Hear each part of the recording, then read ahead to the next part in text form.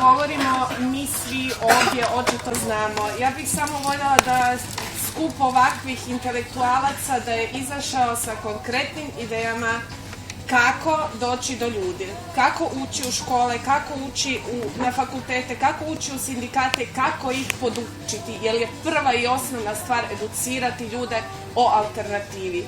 Znači, ovo sve danas što se tu dogodilo, po meni i taj protest, to sve nema smisla ako ti ljudima nisi objasnio šta i kako mogu drugčije. Zato, evo sada niste imali prilike, ali mislim da biste se vi trebali organizirati tako da idete svi skupa od škole do škole, od sindikata do sindikata i dolazite sa nekakvim realnim planom, sa predavanjem čime god, sa prikazivanjem filmova, šta god, samo da ljudi vide šta je ta alternativa koja se nudi. Jer ovako možemo mi pričati još 500 dana, on će i dalje sjediti u svojoj kući, zbrajati svoju plaću, živjeti od ničega i vjerovati da ništa ne može napraviti. Ljudima treba doista doći do praga i objasniti ovako i ovako možete drugčije. A za to treba dobra organizacija, za to treba puno ljudi.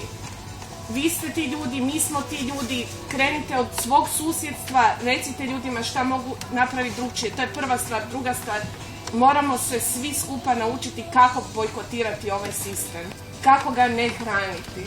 To je najbitnija stavka, jer u trenutku kada dovoljno ljudi bude bojkotiralo sistem, sistem će sam pasti. Neće ga imati ko održavati. Eto, to je samo to što sam imala za reći.